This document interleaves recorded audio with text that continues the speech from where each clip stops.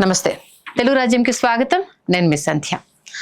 తెలంగాణలో ఇవాళ కాంగ్రెస్లో ఎక్కడ చూసినా పండగ వాతావరణం కనిపిస్తుంది. యాక్చువల్గా ఈ రుణమాఫీ జరుగుతుందంటే రైతులు పండగ చేసుకోవాలి, కానీ అంతకు మించి కాంగ్రెస్ నేతలు చేసుకుంటున్నారు. రైతు రుణమాఫీ కావచ్చు, రైతు బంధు కావచ్చు, రెండింటి విషయంలో కాంగ్రెస్ పార్టీ మాట తప్పిందా లేదా అంతో కొంత వేస్తుందని సర్దుకుపోవాలా? అసలు ప్రస్తుత ఈ రైతు సమస్యలకు సంబంధించి రైతుకు మేలు చేస్తామంటూ గద్దెనెక్కిన ప్రభుత్వం మరి వాళ్ళ విషయంలో కాలయాపన చేస్తున్న విమర్శలను అయితే నెత్తికెత్తుకుంటోంది. దీనికి సంబంధించి పూర్తి విశ్లేషణ అందించడానికి రాజకీయ విశ్లేషకులు అడ్వకేట్ శరత్ గారు మనతో ఉన్నారు. ఆయన అడిగి మరిన్ని వివరాలు తెలుసుకుందాం. శరత్ గారు నమస్తే. నమస్కారం. ప్రస్తుతము ఏ ఇద్దరు చూసినా ఎంత రుణమాఫీ కాబోతోంది, ఏకకాలంలో 2 లక్షలు అని చెప్పారు. బట్ ఇప్పుడు చూస్తే 1 లక్ష లోపు వాళ్ళకి చేసేస్తున్నామని చెప్తున్నారు. రైతు బంధు ఇప్పుడు పడుతుందా లేదా అదొక క్వశ్చన్ మార్క్. బట్ ఇవాళ మీరు చెప్పిన ఒక వీడియో చూడడం జరిగింది. రైతులకు పావులా చెందిన సరే వాళ్ళ నొడ్డున పడేయడానికి అదొక సంతోషమైన విషయం అనేసి అని అంటున్నారు. ఓవరాల్గా రైతు రుణమాఫీ గురించి మీరు ఏమంటారు? ఈ రైతు రుణమాఫీ అనేది ఒక లాఫ్టీ ఆబ్జెక్టివ్తో స్టార్ట్ అయింది. ఒక గొప్ప సదాశయంతోనే వచ్చింది. చాలా మంచి ఆలోచన. కాకపోతే వీళ్ళు పెట్టిన నిబంధనలన్నిటినీ కనుక మనం గమనిస్తే, అంటే వీళ్ళు అర్హులు కాదు, వాళ్ళు అర్హులు కాదు, వీళ్ళకి ఇవ్వము వాళ్ళకి ఇవ్వము అని వీళ్ళైతే ప్రతిబంధకాలు పెట్టారో దాన్ని చూస్తే తెలుగులో ఒక సామెత ఉంటుంది. అంటే పంచపాండవులు అంటే 5 పంచపాండవులు మంచపు కోళ్ళ వలె, అంటే మంచపు కోళ్ళు 4 ఉంటాయి, 3 అని 3 వేళ్ళు అని చెప్పుకుంటూ 2 వేళ్ళు చూపెట్టినట్టుంది. పంచపాండవులు మంచపు కోళ్ళ వలె 3 అని చెప్పి 2 వేళ్ళు చూపెట్టినట్టుంది. అంటే చాలా గొప్పగా దానికి ఎంతైతే పబ్లిసిటీ ఇచ్చినాము. రుణమాఫీ అనేది ఇక మొత్తం కంప్లీట్గా సర్వరోగ నివారణి, మొత్తం రైతులు అందరూ ఒకటేసారి కోటీశ్వర్లు అవుతారు, రాష్ట్రంలో రైతు రాజ్యమే వస్తుందని చెప్పిన మాట చాలా నిర్వీర్యం చేసి చేసి చేసి చేసి లాస్ట్కి ఏదో ఒక తంతులాగా, ఒక ప్రక్రియలాగా చేశారు. నిజానికి డిసెంబర్ 9 నాడు ఇస్తామన్న మాటని తప్పి ఇప్పటి వరకు సాగదీస్తూ వచ్చి ఇప్పుడు కూడా ఆగస్టు 15 లోపల ఇస్తాను, హరీష్ రావు నువ్వు రాజీనామా చేయి అని చెప్పిన ముఖ్యమంత్రి ఇప్పుడు ఆగస్టు 15కి మొత్తం కంప్లీట్ చేసే పరిస్థితి లేదు. కాబట్టి జూలై చివరి వారంలో మొదలెట్టి ఆగస్టు చివరి వరకు దీన్ని సాగదీస్తా ఉన్నాడు. ఇందులో అంటే రైతు భరోసా పోలిస్తే ఎక్కువ మంది రైతులకి రైతు భరోసా ఉపయోగపడుతుంది. అది పెట్టుబడి సాయం. అంటే వ్యవసాయ కుటుంబం నుంచి వచ్చిన వ్యక్తి కనుక నేను చెప్తున్నాను మీకు, మాకు వ్యవసాయం స్టార్ట్ అవుతే మృగశిర కార్తె తర్వాత జనరల్గా అప్పుడేమో మృగశిర కార్తె తర్వాతనే వర్షాలు పడేది. ఇప్పుడేమో ఎరాటిక్ మాన్సూన్ ఉండడం వల్ల జూలై చివరి వారం వరకు అసలు వర్షాలే పడట్లేదు. సో రైతులు అల్లల్లాడుతుంటారు. పెట్టుబడి సాయం కోసం విత్తనాలు ఎక్కడి తెచ్చుకోవాలి, ఎరువులు ఎక్కడి తెచ్చుకోవాలి, దుక్కి దున్నాల, తర్వాత ఎడ్లతో వ్యవహారం ఉండేది, చాలా రకరకాల కష్టపడుతుంది. ఇవన్నీ ఆలోచించే ఒక సుదీర్ఘమైనటువంటి ఆలోచన, ఒక గొప్ప విజువలైజ్డ్ ప్లాన్ ఏంటంటే ఈ రైతుకు ఇన్పుట్ సబ్సిడీ, రైతు బంధు అనేటువంటి స్కీమ్. ఏ మాట కామాట మనం కేసీఆర్ని అప్రిషియేట్ చేయక తప్పదు. రైతులకు నిజంగా రైతు బంధు ద్వారా ఒక గొప్ప సాయం జరిగేది. సరే దాన్ని అట్లనే కొనసాగించకుండా దాన్ని కొంత మెరుగులు దిద్ది రైతు భరోసా అనేది ఇస్తామన్నాం. అది బహుళ ప్రయోజనాలకు ఉపయోగపడేటువంటి ఒక సహాయకారి. అట్లాంటి దాన్ని నీరుగార్చాల అంటే ఏదో రకంగా ఈ కేసీఆర్ అనే పదము, కేసీఆర్ పెట్టిన ఈ స్కీమ్ అనేది తెరమరుగైతే బాగుంటుంది అనేటువంటి ఒక దురాలోచనతోని మెల్లగా మెల్లగా మెల్లగా మెల్లగా లాస్ట్ ఇయర్ చాలా సతాయించినారు.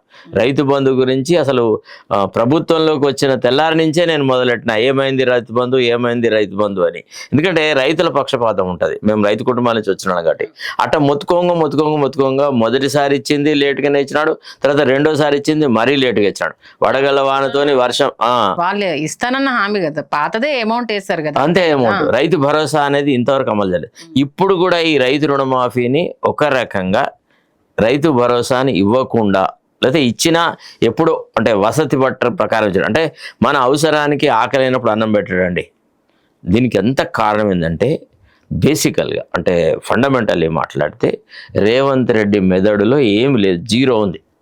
ఆయనకు పాలన దక్షత లేదు, ఆలోచన లేదు, అసలు అతనికి ఒక ఏ అంశం మీద అవగాహన లేదమ్మా. ఇంత డొల్ల ముఖ్యమంత్రి నేనైతే ఇంతవరకు నా జీవితంలో చూడలేదు. I seen great many chief ministers. అసలు రేవంత్ రెడ్డి అంత నిష్క్రియాపరుడు, ఆయనకి ఏది ముట్టినా భయమేనండి. ఉత్త పిరికి పైకి మేకపోతూ గాంభీర్యంతో గొప్ప గొప్ప మాటలు మాట్లాడతాడు తప్ప తీరా ఒక అంశాన్ని డీల్ చేయాలి, కొంతమంది ఆఫీసర్లతో మాట్లాడాలి, ఒక పద్ధతిని ఏర్పరచాలా అని అన్నప్పుడు ఆయనకి ఏం తెలియదు. తర్వాత రెండోది ఏంటంటే ఆయన ఓన్ మంత్రివర్గ సహచరులను చూసి ఎప్పుడు వాళ్ళ నీడని చూసి భయపడతా ఉంటాడు.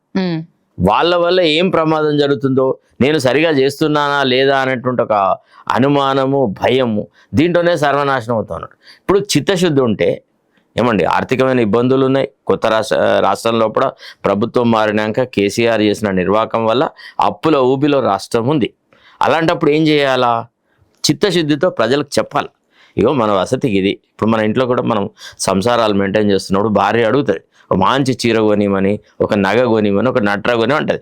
మన ఆదాయ వనరులతోని మనం చెప్తాం, ఎక్స్ప్లెయిన్ చేస్తాం, ఇప్పుడు మనకున్నది గింతే, మనకు ఫలానా టైంలో బోనస్ వస్తే లేదా ఇట్లా ఆదాయం వస్తాయి, ఇప్పుడు ఈ రకంగా చేస్తామని సర్ది చెప్పుకొని తద్వారా ఆర్థిక వ్యవస్థను బాగుపరుస్తూ చేయాలి. ఇప్పుడు జరుగుతున్న దుబారా ఏమైనా తగ్గిందా? ఎక్కడ చూడు రేవంత్ రెడ్డి బొమ్మలే, ఎక్కడ చూడు అడ్వర్టైజ్మెంట్లే. ఎంత పబ్లిసిటీ మీద ఖర్చు పెడుతున్నారబ్బా. ప్రజాహితం మీద ఖర్చు పెట్టేది ఎంత, పబ్లిసిటీ మీద ఖర్చు పెట్టేది ఎంత, దీన్ని కూడా బేరీజ్ వేసుకోవాలి కదా. అంటే చిత్తశుద్ధి లోపము అనేది ఎక్కడ కనబడుతుంది అంటే ఈ పబ్లిసిటీ ఎక్కువ చేసుకొని. ఇవాళ రైతు రుణమాఫీ అంటే రైతులు ఆనందపడాలి, రైతులలో పెళ్ళుబికి రావాలి ఆనందం. ఇవాళ కాంగ్రెస్ కార్యకర్తలు తాగి తూలడానికి ఉపయోగించుకుంటా ఉన్నారు. ఇవాళ సంబరాలట. వాళ్ళు ఏమంటున్నారంటే రైతులు ఆనందపడుతున్నది కనిపించట్లేదు. ఈవెన్ పొన్నం ప్రభాకర్ గారు కూడా ఒక కామెంట్ చేశారు, దీన్ని విమర్శలు చేయకుండా చేస్తున్న మంచి పనిని చూడండి, మీకు రైతుల ఆనందం కనిపించకపోతే మేమేం చేస్తాము, ఒకసారి రండి జిల్లాలకు ఊళ్ళకు రండి. ఆయన ఎన్నడూ జిల్లాలకు పోయినాడట పొన్నం ప్రభాకర్, ఎన్నడూ రైతులతో మాట్లాడు. పోనీ నాకు ఒక టైం ఇవ్వమని చెప్పు, నేను ఆయన ఊర్లలోకి తీసుకెళ్తా, రైతుల దగ్గర తీసుకెళ్తా. నేను నిన్నగాక మొన్న పోయి వచ్చిన. అంటే మేము ఆల్మోస్ట్ గ్రామాలలో తిరుగుతూ ఉంటాం, ప్రజలతో మమేకమై ఉంటాం. దాదాపుగా నాకు అంటే మొన్న కరీంనగర్లో ఒక కేసు ఆర్గ్యూ చేయాల్సిందండి, ఒక ఏసీబీకి సంబంధించిన కేసులో నేను కోర్టుకు వెళ్ళిన. వస్తూ ఆ ఊర్లో అంటే దరిదాపుల ప్రాంతాలలో రైతులతో మాట్లాడిన. అసలు యాక్చువల్లీ ఇప్పుడు ఈ ప్రభుత్వం రావాలా అని కాలుకు బల్పం కట్టుకొని తిరిగిన వాళ్ళం మేము. కాబట్టి మాకు ప్రజలకు మేలు జరుగుతుందంటే కావాల్సినంత ఆనందం కొట్టలేదు. మేలు జరగనప్పుడు మాత్రం మేము చేతులు ముడుచుకొని కూర్చుండే టైప్ కాదు. కాబట్టి రైతుల గురించి కనుక్కోవడానికే వెళ్ళినాం. ఎవ్వరు ఆనందపడలేదు. అందరు అడుగుతుంది మాకు రైతు భరోసా ఎప్పుడు వస్తుంది అని అల్లల్లాడుతున్నారు. ఇప్పుడు అంతటా అప్పులు తీసుకుంటే వాళ్ళు ఏం చేస్తారంటే ప్రైవేట్ మనీ లెండర్స్ 6 months కోసమని ఇస్తారు అప్పులు. మరి ఇప్పుడు రైతు భరోసా రాగానే ఇమీడియట్గా పోయి పైసలు కట్టుకొని ఇస్తా అంటే వాడు ఒప్పుకోడు. ఆ మనీ లెండర్ వాడు ఏమంటాడు, 6 నెలలకు నాకు నువ్వు ఇంట్రెస్ట్ కట్టి మొత్తం కడితే తీసుకుంటా, లేకపోతే నేనేమన్నా నీ కష్టాలను ఆదుకోవడానికి ఇచ్చినానా డబ్బులు, నీకు నాకు ఉన్న బంధుత్వం ఏంది అని అంటాడు. సో ఈ రకమైన పరిస్థితులు అనమాట. నేను అనేది ఏంటంటే, సరే ఇప్పుడు పొన్నం ప్రభాకర్ తన స్థాయికి మించి మాట్లాడుతున్నాడు. ఇప్పుడు ఉన్న మంత్రివర్గంలో కూడా 2 వ్యక్తులు బాగా కంటకంగా తయారు. ఒక ఆయన పొంగులేటి శ్రీనివాసరెడ్డి, ఇంకో ఆయన పొన్నం ప్రభాకర్. వీళ్ళిద్దరూ స్వార్థపూరితమైనటువంటి రాజకీయాలతో నిమగ్నమై ఉన్నారు. ఆయనకేమో వాళ్ళ అన్నకి ఏదో పోస్ట్ ఇప్పించాలని పొన్నం ప్రభాకర్ ట్రై చేసినాడు, అదో పిసిసి లీగల్ సెల్ అని ఒకటి ఇప్పించుకున్నాడు. ఇక శ్రీనివాసరెడ్డి అయితే ఆయనకుండే కమర్షియల్ ఇంట్రెస్ట్.